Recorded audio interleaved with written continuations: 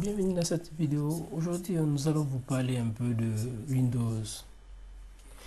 Dans cette vidéo, nous allons faire un petit historique très rapide parce qu'il y a tellement de choses à dire que nous allons parler du minimum. Donc, et là, pour commencer, tout a commencé par la création de Microsoft en 1975 avec la collaboration de Paul Allen et de Bill Gates. Et aussi avec un partenariat avec IBM, qui était un système DOS créé dans les années 1981. Et là, ce qu'il faut savoir, Bill Gates et ses gars travaillaient même pas mal sur des logiciels, notamment un interpréteur du langage basique. Et là, l'interpréteur du langage basique, c'est interpréteur du langage basique que Bill Gates et ses éléments et ses gars utilisaient, qui sont des données, qui ont donné, cet interpréteur de commande a donné naissance à pas mal de choses qui ont été commercialisées, telles que l'alter basique et autres.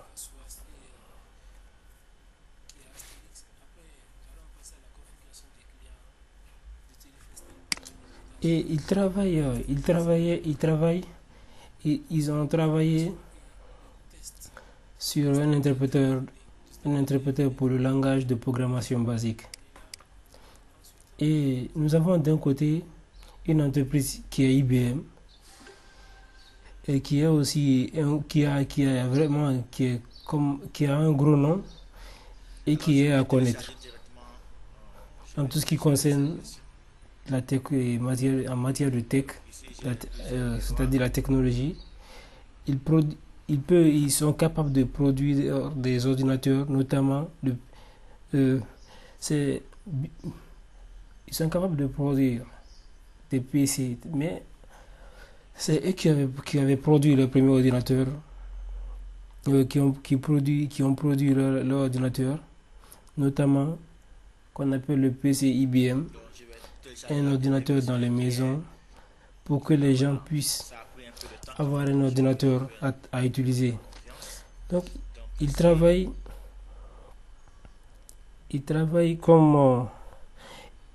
avec certains et en se basant en concluant certains accords avec des entreprises pour pouvoir produire un système sur les ordinateurs et après pour commercialiser tout cela.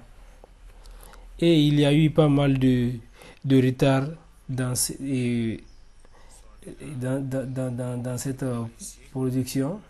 Du coup, Microsoft s'est proposé pour développer un système d'exploitation, un système pour l'ordinateur d'IBM. Et c'est ainsi qu'on verra la naissance des systèmes DOS en 1980. Donc, ici maintenant, nous avons la direction de Microsoft, qui est constituée de Bill Gates de 1975 à 2000. Et il y a eu pas mal de changements pour la direction de l'entreprise. Et là maintenant ici nous avons Satya Nadella qui a apporté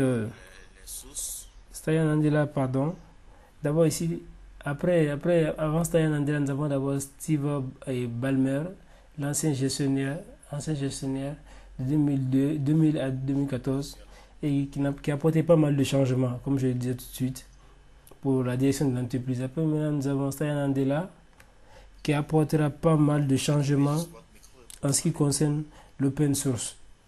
Maintenant, parlons de Windows.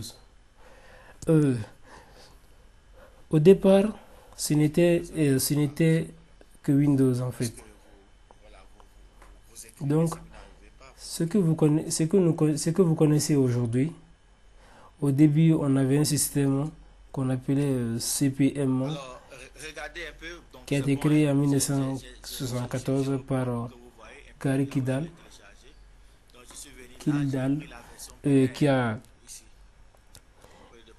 qui est à côté ici, et après nous avons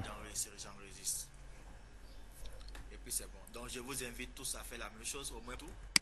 Alors moi j'ai Et la après, version, nous enfin allons la parler dernière maintenant version, mais de l'avant-dernière Tim version c'est la Paterson version qui est à que côté vous pouvez ici. télécharger aussi. Donc si vous finissez Et c'est d'installer lui qui a Ubuntu coloné.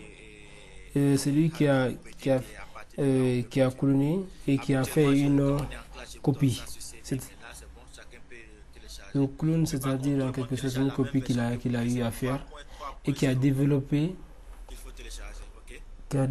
qui a fait son propre OS appelé QDOS en Bon, 1980. c'est rapide, hein. Bon, moi, j'ai quand Et même après la fait maintenant, chez moi, donc c'est un peu plus rapide. Mais j'espère que chez qu'est-ce vous qu'il aussi, a ce fait? sera autant Quand possible. Microsoft a appris à Microsoft maintenant a écrit une collaboration avec IBM pour pouvoir produire un système d'exploitation pour IBM PC. Du coup, ils ont embauché Tim Paterson Alors, c'est bon pour tout le monde.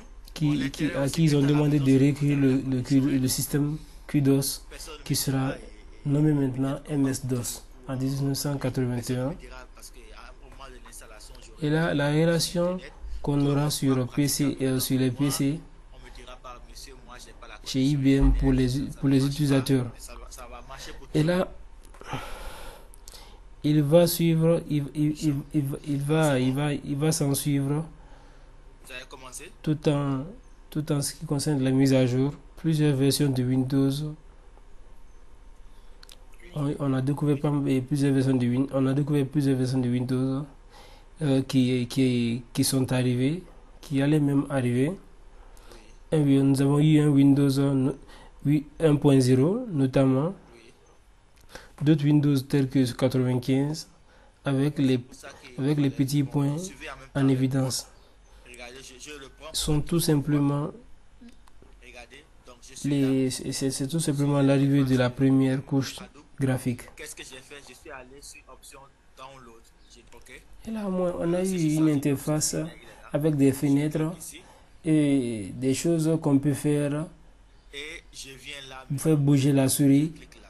et autres. Je pense que Et c'est plus après, clair pour maintenant, tout nous le monde. avons eu Et Windows après, XP j'enregistre tout qui simplement. mettra fin à DOS pour passer à NT, qui le nom du noyau sous le nom de New Technologies, dont on parle jusqu'aujourd'hui. C'est à l'arrivée de Windows XP, c'est l'arrivée de Windows XP qui met fin à NT et qui mettra aussi fin à la collaboration entre Microsoft et IBM. Maintenant, nous allons parler un peu des branches de Windows. Et ici, nous avons Windows a évolué sur plusieurs branches. Pour être simple, c'est qu'on avait les systèmes de 16 bits adaptés au Windows 1.0, 2.0, 3.0 suspension, qui étaient des systèmes monotâches, ce qui signifie qu'on ne pouvait pas faire, qu'on ne pouvait que faire une chose à la fois, on ne pouvait faire une chose à la fois. Et après, il n'était pas aussi comme on pouvait dire l'ouvrir, on ne pouvait pas ouvrir plusieurs navigateurs à la fois, un bloc-notes et autres, et un lecteur à la fois. Et après, nous avons eu maintenant, du coup, autant pour moi, c'était soit écouter de la musique, soit écrire des textes avec des systèmes monotâches, c'était comme ça. Et c'était sur des systèmes en ligne de commande. Il n'y avait pas grand-chose, il n'y avait pas de choses qu'on ne pouvait pas faire. Au fil du temps, nous avons vu la branche 9.x qui est Windows 95, Windows 98, Windows ME suspension. Ensuite, en NT, comme on le disait, avec l'arrivée de Windows XP, qui était un très bon système d'exploitation, comparé à pas d'autres,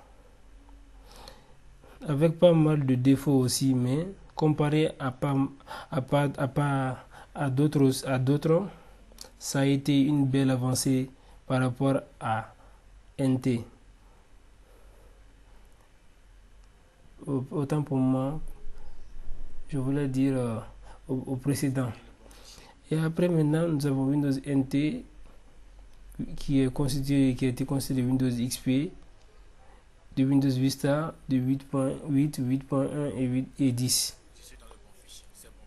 Comme Windows est également déployé pour pas mal d'autres supports, on retrouve des branches bien spécifiques.